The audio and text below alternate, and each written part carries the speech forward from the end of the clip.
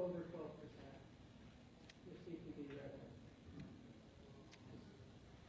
As far as we get a grant from CPB every year, and it's based on 2 years previous data that we provide to CPB through a survey that they conduct.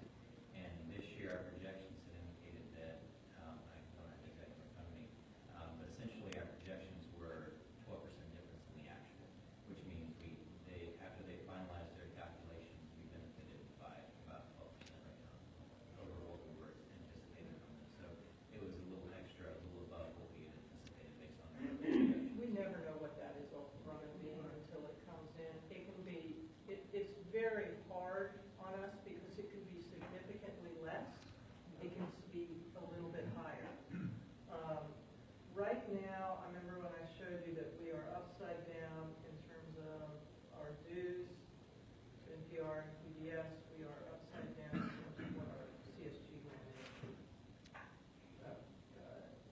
from the CPB. So we have to make that up, and it's upside down. It'll be upside down this year by almost $1.5 million. And that's the difference between what our CPB funding is and what our PBS and NPR dues are, which are the building blocks and what we build on. The thing about the CPB, as I said, it is funded based on information from people previously through their calculation. So that's something that we attempt to keep track of, but as their calculations grow and change based on previous data, there are some variances in this year. So if you look at the other revenues, total 18 million over 54 is actually a nice, it looks good. Yeah, it's good. Budget, for some of that's coming from Foundation, I realize. Right. But still, that looks good. So, I'm just saying there's nothing that really jumps out at you. The unrealized gain on investment. Explain that. That's just basically where the trading gain out of the portfolio. Right. It's not as great, or it hasn't appreciated. The market hasn't really been as good. Therefore, we're not showing growth in The market was not good to us this year. It was not good to us. And it is, market hasn't been very good for right, the market was not good for us this year, like But everyone that's a else. pretty dramatic market. Yeah. We got a $7 million portfolio, and Yeah, that's right. Yeah. so. And it's part of the reason for the increase. And it's, like you said, it's part of the perfect storm. So, right. That's, when you invest in something like that, you think you're going to have good years. You're going to have good years and bad years. Talk about the rest of it here. Explain to me the transfers. The prior year foundation revenue assigned to projects $750,000, and that's kind of what we. That's what we would normally take out. And then. And that would be based on our return. And that's based on our returns, right. Right. That's based on our returns. And then what are we actually doing? What do you mean actually? What we've actually taken out? Yeah. That amount for this year, yeah, for this year.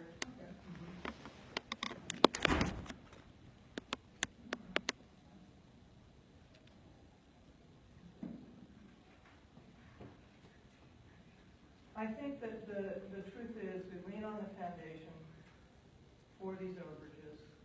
I think this overage is way too much. When you look down at the bottom, the 2.5, at the very bottom there, you see that, and again, Is that borrowed money from the foundation? Yes. The 2.5? yes, Yeah. yes, Okay, so we kind of use it as a bank. we use it as a bank, right. So it's more of the. So what the reason for this year, we have an outside sales team, and they were short this year. And they did not report that to us, so we couldn't do anything about it. When you say outside sales team. Remember, we contract with an outside underwriting team. And they're generally very good. Knocking on doors and No, these are like underwrite, like ad sales. Oh, okay. Like ad Okay. sales. Media sales. Media sales, and they were significantly short this year. They had some real personnel issues this year. And hopefully we've cleared that up. So we're not taking it back, bringing it back in half. No, it's not, if you do the numbers out, it's actually economically more stressful for us. Yeah. Oddly I knew enough. that. We want them to see if they can have a better year this year. What's the reporting frequency? Yeah. Who's reporting? Okay, so we changed that whole reporting structure. It was essentially to myself and to Anthony. And we have changed that reporting structure. If you read the notes about the way we've changed our whole structure, that group now reports to Bert. Good. Okay, they all report to Bert. They have a new head. They have brought in a new, very seasoned head of sales, and that person reports to Bert. And Bert, do you want to sort of talk about it? You're pretty tight at the hip at this point. Yeah, I mean, I think that what we did was really looked at the fact that what we saw there was some aspirational budgeting on their part, you know, what they wanted to do as opposed to what they probably could do. And so this year, what we did was, in the time that I've been with them, we went back and reset to zero and said, what does realism look like next year? And we set a very realistic goal for underwriting moving forward. So I feel like that we have the new person who's come in to replace the head of the department is really great. He has lots of good sales experience. He's worked here in Atlanta with Clear Channel. And I think we're headed in a really good direction with it now. So Let me ask this again, what's the frequency of reporting? Oh, almost daily now. yeah. Almost daily. What was it before? Not as often, but it was about once a month. We would have daily interactions with the head that Bert mentioned previously. We would have But- daily interactions with them, but the reporting happened from their superior. It was, the reporting was bad between their head of sales and their superior. There was a lot of discovery when there were some position shifts, and that's part of what led to some of our Right. actions. It makes more sense to have them tied in with, rather than just kind of almost going rogue with it. So now it's essentially a daily conversation for this team, and we do get periodic reports from Tim, and we still get regular routine reports from him. I mean, Bert's going on sales calls now. I mean, the whole structure has changed. I think that's right. The whole structure has changed. So on revenues, in terms of media sales and solicited support from the public, that all runs through Bert. And, well, good. Yeah, and the whole idea behind that was that it was really important to take all those external arms and make them speak with one voice. So now it's marketing, communication, sales, all that stuff, development, all happens with one. So it looks the same. Are they dedicated staff?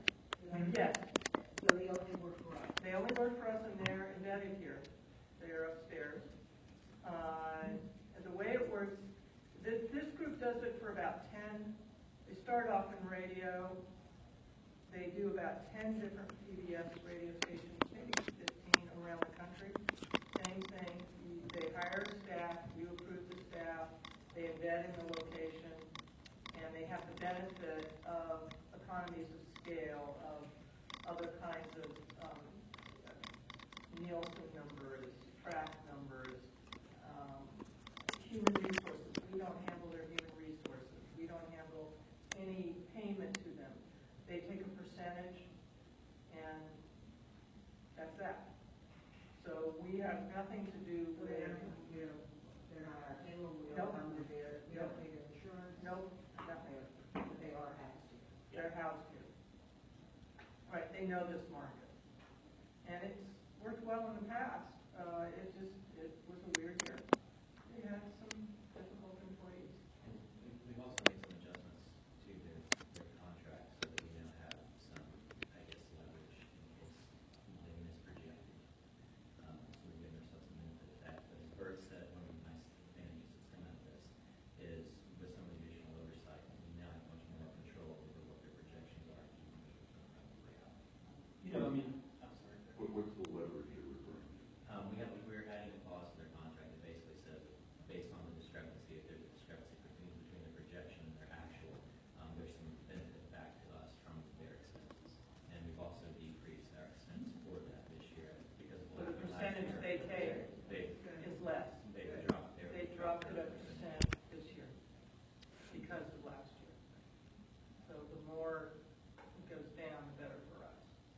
Yeah, if it goes down too much, we will do it. And This is a big, healthy market. We are a good market. they realize the potential they have here, and they also realize our expectations, and I think they value that relationship greatly, which is part of the reason they made the gesture of decreasing their rate based on last year's performance. That's a big chunk of our issue. The other big chunk is that we had a higher than expected cost of our health insurance. We budgeted out 15% rise in that per year. It was a little bit more like 25%.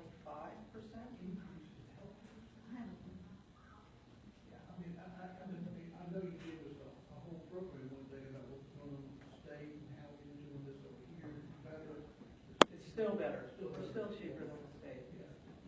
You want to, what?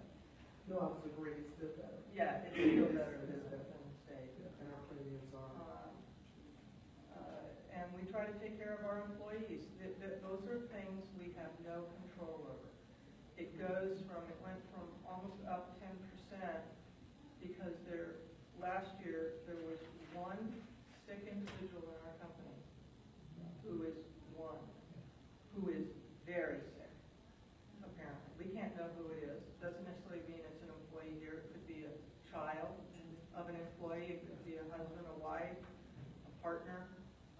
We're not allowed to know who it is, which is certainly appropriate.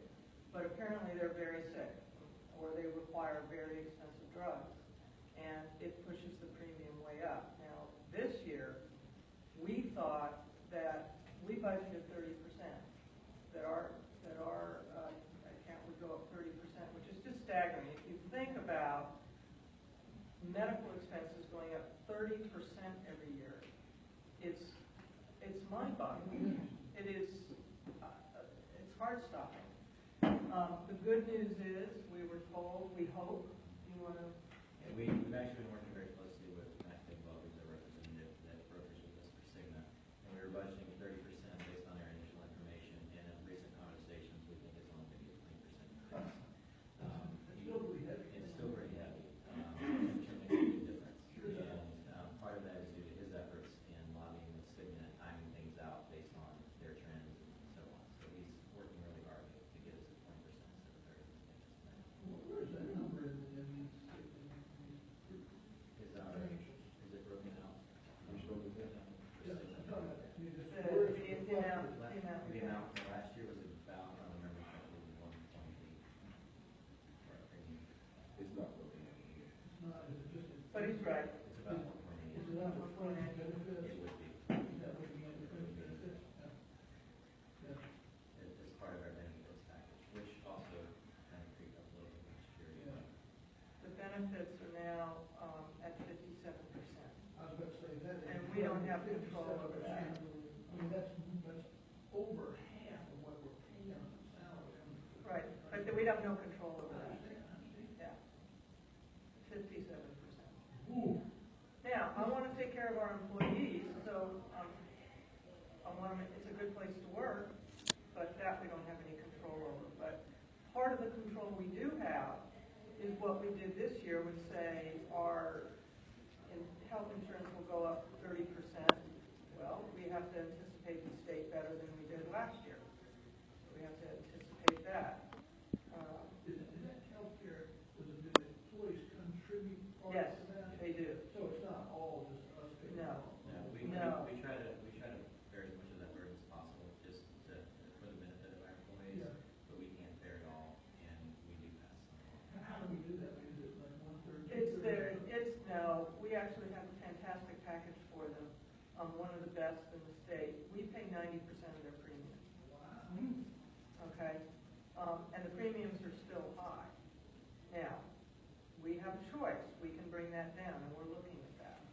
But the problem is that people don't make a lot of money here. I mean, nobody makes a huge amount of money. So it's public media.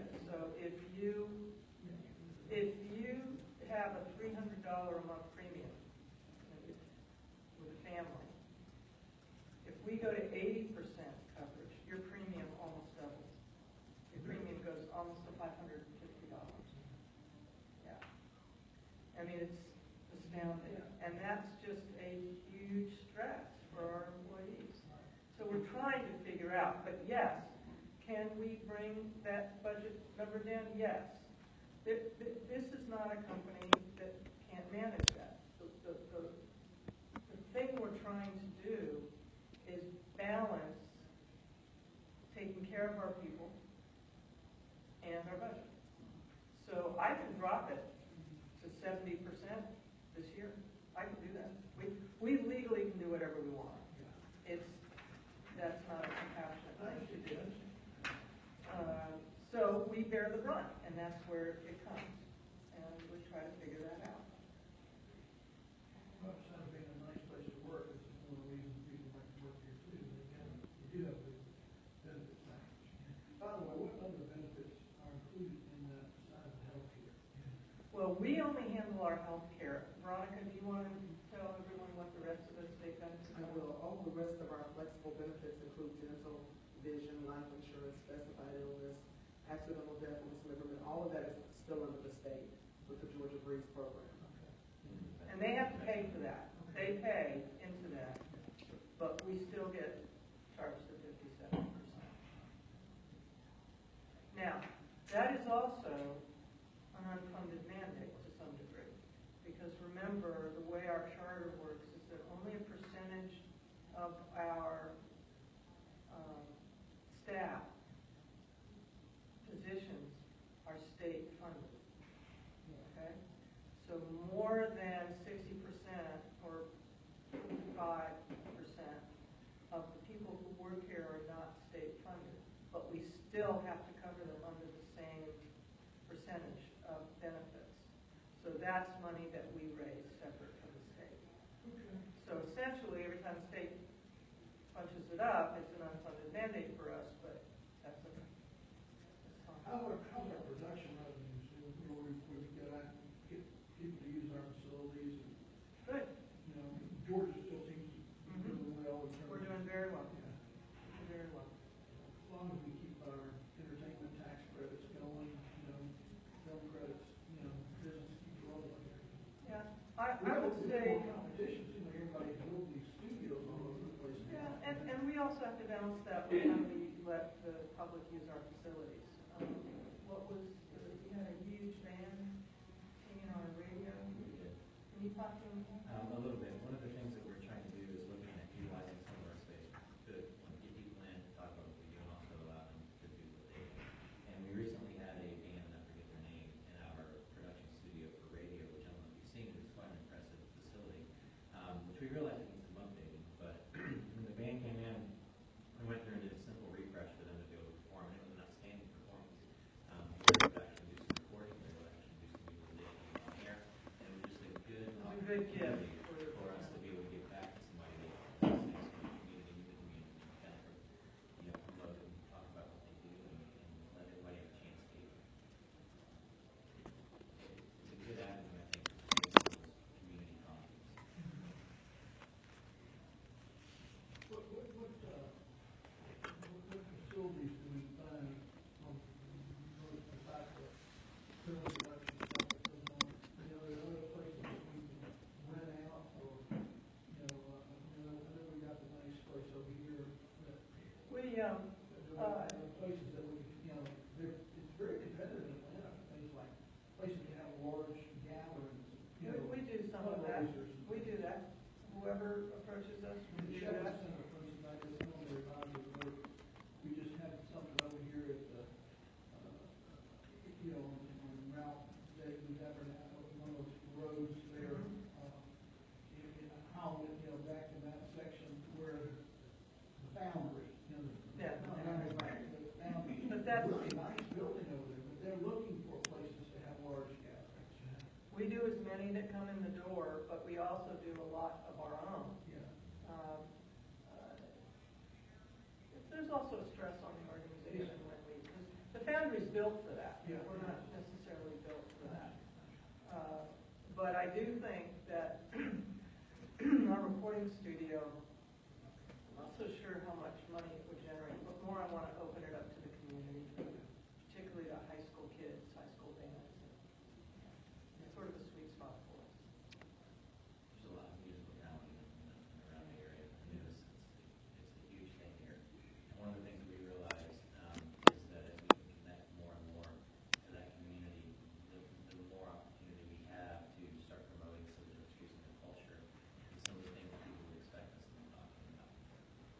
So let's talk about how we handle this. Number one, we made a change with regard to our underwriting. I don't think there'll be any surprises. So that's number one. Number two, we put into place a pretty big, massive change with Bert's team, where we'll be focusing more on different avenues of revenue. Obviously, something like Pledge is going gangbusters for us, but I always think, Pledge has the ability to fall off the cliff at any time. So, the changes, do you want to talk briefly about where you see it going? Sure. I mean, I think that we're very fortunate at GPB that we're sort of going against the national trend of pledge dollars. Pledge dollars nationally are going down and member numbers are going down, but we're on the rise. So we're right now at an all-time high of membership. We have 62,000 members, and of that, about 22% are sustainers. So our goal is to continue to invest in the pledge product as we do, but also to realize that at any point we could follow the national trends. So we want to make sure that we're taken care of if that should happen. So we're just investing more in major gifts, foundation relations, and planned giving. And those are, just typical development avenues that public media has been sort of late getting to the table on. So we're just making it a point to really implement a lot of the processes that most development shops and nonprofit organizations are doing. And it's worked for us this year. We've had some good foundation success.